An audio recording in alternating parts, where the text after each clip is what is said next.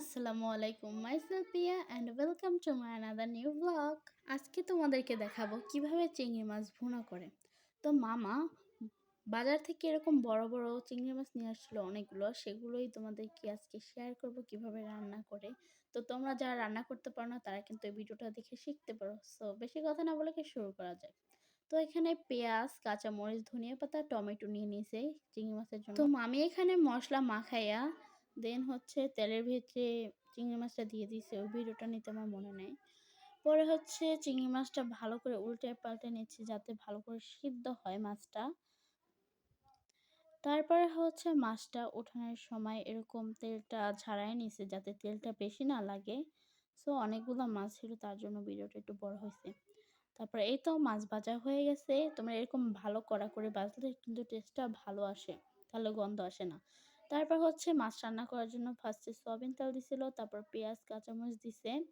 তারপর এটাকে ভালো করে নেড়ে লবণ অ্যাড করছে, তোমরা পরিমাণ মতো লবণ অ্যাড করতে পারো।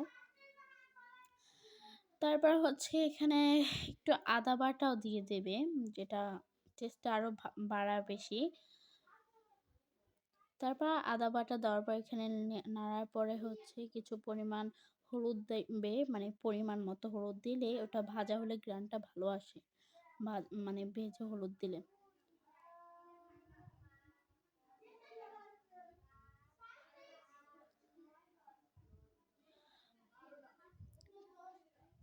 পরে এখানে কিছু পানি অ্যাড করে দিতে হবে, সামান্য যে কষানোর জন্য পানিটা দেয়।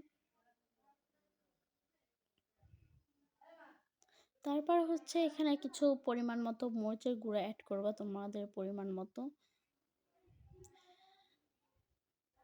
তারপর ওটা মানে নেড়ে চেড়ে একটু কষাবা ভালো করে। ওখানে গাইস আগে লবণ অ্যাড করা ছিল, সো এখন লবণ না দিলেও চলে।